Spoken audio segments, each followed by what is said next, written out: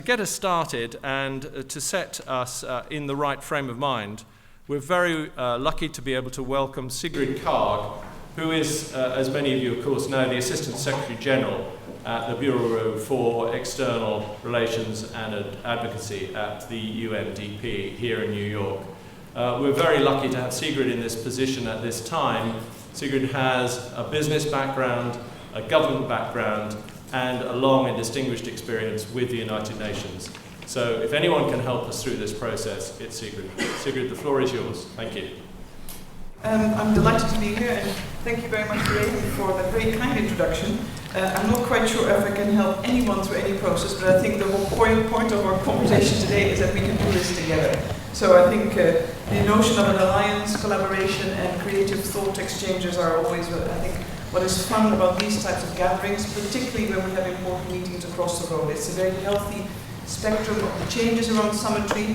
This Sunday we just co-hosted with Mashable and Ericsson and the UN Foundation event, which was called the Summit for Social Good, and it showed again the ideas, the thoughts, the creativity which is available globally and which is now accessible to all, and it's really changing, I think, also all of us who work within a UN setting, in an intergovernmental setting. It's very healthy to be inspired, but above all reminded that the best ideas are often around the corner and not necessarily in the formal settings, but they need to be brought to the formal settings. That was not in my speech today, but I want to start off with that because Graham triggered that notion. So again, warm welcome on behalf of UNDP. One of the founders and one of the members and a proud host as well of the Secretariat of the BCTA. And I think the fact that we're all here on a Tuesday morning as world leaders gather, and I know security is indeed very tight, it's the annual high-level debate. On the agenda, peace and security, global economic growth, sustainable development and progress. Now, the Secretary General, Mr. Ban Ki-moon, on the eve of the opening of the Assembly, urged for a stronger global partnership to tackle economic and political uncertainty experienced in many parts of the world. As the Secretary General put it, we're living in a period of unease. These are times of rising unemployment, rising inequality, rising temperatures, and rising intolerance. So what can we do, not just as a UN, but citizens, actors, social actors, representatives from the private sector and social society, civil society? What do we need to do today? We know when we're looking at development gains, progress on the MDGs, a lot has been achieved, but we also know from the launch of the recent MDG Gap report that actually the inequity that is built in many countries still has yet to be overcome. Much more remains to be done. We also know that a number of critical MDGs remain significantly off track. Equally so in fragile states, in settings of conflict, or countries impacted by natural disasters. We know that whatever progress had been made is immediately reversed, and it's extremely hard to overcome those obstacles. We also know that development assistance until recently continued to peak. It has actually stagnated after with 3% in 2011. Now, ODA is always meant to be catalytic, but the catalytic nature is such that it's also extremely precious. And when we know that when we're looking at organizations such as ourselves, which are dependent on voluntary financing, when official development cooperation is declining, albeit in modest numbers, we are concerned, of course, about our ability to deliver and our ability to lead on the changes that are needed. This is why it's so profoundly important that development cooperation, development assistance, international cooperation is really much a shared goal, a shared objective by many actors, traditional partners, the multilaterals, but also yourselves in the private sector. Non-traditional actors, as we call them, such as yourselves, private sector firms, foundation, not-for-profits, or social entrepreneurs contribute significant resources, knowledge, expertise, but particularly they provide the engine for transformational change. And they implement solutions, and I know the BCTA is one such example, of where development solutions are pioneered, shared, and accelerated in a very cost-effective manner, but equally so, they're part of partnering and twinning and inspiring for change. Two global settings, I think, last year were extremely important, and I believe some of you have been at the same venues I have been, or many of us have been at. Post-Busan, the Busan Global Partnership is one such setting where a lot of us have come together and have recognized that the purpose and role of development cooperation is one that we want to drive at, we want to engage, and where we can collectively achieve much more if we do it together. And particularly the power of innovation was highlighted in Busan, but also the role of all actors which are not related to governments. So it's about facilitation of knowledge, peer learning, but also ensuring accountability. And I think that is an area of work where together we can do a lot more. It is great, we all have an idea, we want to contribute, but we also need to be accountable for not only the ideas we propose, but the commitments that we seek to undertake, and that we help strengthen and gather political momentum for more effective, efficient, and results-based cooperation. The other big venue, and can I just see who else was in Rio? Because I think a lot of us were there, 50,000, maybe not, only 2 in this room, that's great. 3, okay, more hands, don't be shy. So I'm not telling you something you don't already know. But Rio, I know there was a lot of critique and criticism around Rio by some. Civil society representatives felt very much it was sort of the non-Rio, and for those of you who've been to the People's Summit, which was on the other side of Rio de Janeiro, you'll see that there was a lot of lively debate in the official settings and the unofficial settings. We in the UN, obviously, we look at Rio as the cup half full. A lot was achieved. The fact that there is recognition of the importance of the integration of the 3 pillars, the social, the economic, and the environmental, that sustainability has been adopted, that the private sector, actually one of the more exciting events I personally found were the days spent by private sector representatives engaging on how sustainability practices are good for business, are good for development, are therefore good for the planet. All these areas of work have shown us that we can mobilize. None of us can do it alone, and we need to do this together. So what does this mean for the poor? What does it mean for those who are most marginalized and vulnerable? It means, of course, that we give space, hopefully we create it, to tap into, until hitherto, the untapped potential for consumption, production, innovation, and entrepreneurial activity. For instance, of today's 2.6 billion people who live on less than $2 a day, 90% of these people still lack access to formal financial services. More than 2/3 of the same survive on less than $1 a day. And they either work as smallholder farmers or as agricultural laborers, often on a seasonal basis, migrant basis, and often quite exploited. But inclusive business models, such as the one that you pioneer, can actually create the change that is needed and enable them to be operators, consumers, producers, employees, or become entrepreneurs themselves. For us, I think within the development community, but also UNDP, we know that the private sector creates literally new ways of doing business which help reduce poverty, and not just as an afterthought, but at the front of the plans and in the heart of the operations. Inclusive green growth, therefore, needs to be a core value and a core business value.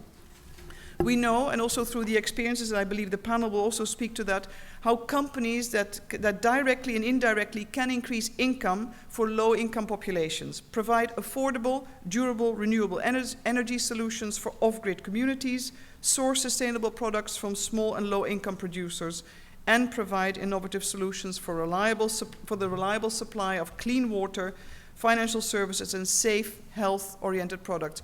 All these are a critical part of the MDGs, and they will be intrinsically important for the debate on the post-MDG framework and obviously sustainable development and sustainable development goals. Very often I think when we're individually engaged either in a sector or a market, one forgets that whatever we do connects to the bigger picture. And I think a conference such as today reminds us that whatever is pioneered in the health sector is a direct and indirect contribution to progress on the MDGs.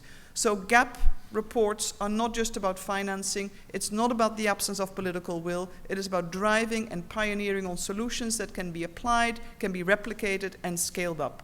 And this is the large company to the very small company, or the social entrepreneur who is perhaps still to walk out of this room today and with a new idea and say, I'm going to invest in this, I'm going to go, and I'm going to use my social media contacts and networks to drive this change. Now, looking at the aspect of job creation, of course, governments will still be critical, and it's a challenge that we face. I think the Old North, the former South, it's a global challenge to find the right levels of employment, quality employment for rising for populations, particularly for young populations in many of the middle-income countries that we know. But it's the private sector that will always remain the main source of employment, sustainable employment, particularly also when looking at small and medium enterprises. Studies have shown that SMEs and informal enterprises in currently low-income countries account for 60% of GDP and 70% of total employment. And I believe this statistics actually includes the informal sector as well. In middle-income countries, which still housed the large portions of the world's poor, they account for 70% of GDP and 95% of total employment. And the business call to action comes in this setting. And we believe that the business call to action continues to lead this charge. Member companies have shown us that they can innovate, that they diversify, but they always diversify in a quest for inclusive green growth, which tackles the bottom of the pyramid. And the results, and I think it's a congratulation to the companies here and the leadership shown by each individual member, the results have been nothing short of astounding. In a short amount of time, if we go back, BCTA member companies have employed or created employment for over 200,000 people, provided professional training opportunities to over 450,000 people in low and middle income countries, and over the lifetime of individual initiatives, if we add them up with current commitments, more than 79 million people will gain expanded access to energy, 74 million people will enjoy improved health outcomes, no mean feat, and 40 million will gain access to financial services. You may recall yesterday in New York there were a number of events precisely around the importance of inclusive financial opportunities for the poor. Member companies today have collectively reached over 105 million people at the base of the pyramid with their products and services, generating over $1 billion in revenue. So it's clear that over time, cooperation and public-private partnerships remain essential to leverage impact and increase progress towards development. We need to continue to move away from the old form of doing business. It's not an either-or. It is not a government-to-government only exercise. It is neither a charitable exercise. It's about inclusive partnerships, and the BCTA is one such example. What is less evident still, and where we can make further progress, is to drive on cross-sector collaboration in producing sustainable development. And we can equally do so by creating partnerships that accelerate these opportunities. The private sector remains responsible for investing its capital in the creation and generation of new technologies, generating new platforms, and discovering new markets and driving growth. Obviously, there are roles for many to play. In the UN, we're at times criticized that in engaging with the private sector, we pay insufficient attention to the role of civil society. And as you know, civil society, rightfully so, takes often a very independent stance and has expressed also in the run-up to Rio concerns about what it felt, I'm now citing, what it felt was the privatization of development cooperation and the privatization of the UN as we build relations with the private sector. Of course, from our perspective, it is about those inclusive partnerships where each single entity brings its particular values to bear, works towards sustainable development, and we all have a role to play. And we welcome very much the criticism often expressed or concerns by civil society, because it reminds us as well how we need to partner very differently with civil society, listen to issues around accountability, transparency, but above all, heed the voices of the poor, heed the voices of each individual citizen. We also need governments, after everything that I've said, because without public leadership, and you will know this too, effective and transparent policies, growth will not happen, and we need to make sure that the impact between pro-poor policies, a conducive business environment is created where pro-poor business models can be generated and sustained. So we're truly talking about an ecosystem of many actors which need to support each other effectively. Now, UNDP has many examples. I will not go through them, but I want to cite one. It's one we are particularly proud of, and it's Haiti. This is in the post-earthquake setting. We work there with banks, telecommunication companies, and low-income merchants to create a supply chain for housing goods that earthquake displaced can purchase to improve homes and gain access to finance through access to mobile money. This has put money in the pockets of individuals, it's empowered them, it's enabled them to make their own choices, and it generated a financial supply within the market, and businesses equally thrived. So what happened is that families, as opposed to being caught in could be a dependency trap, They were leading on their own home repairs. They were deciding where to resettle, and they also made savings. With the small amounts of money that were transferred, savings were generated, which is a fundamental breakthrough when you're looking at that level of economic activity.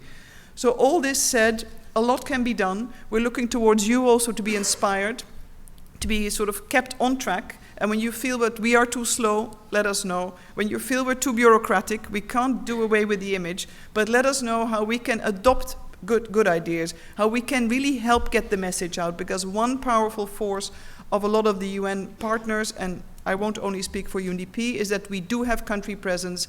We're very close. We like to think we are close to the people we seek to serve, and we can help convene around the issues. So both you can drive on change, but we can enable you to achieve that, and ultimately together we will achieve progress towards the MDGs. I would like to close to obviously express our sincere thanks and appreciation for all our partners. The initiative is you. But also we'd like to thank our government partners who obviously enable this initiative to take off in the first place. And I'd like to name them: the government of Australia, Sweden, the Netherlands, United Kingdom, the United States, but equally so the Clinton Global Initiative and the International Business Leaders Forum and the UN Global Compact.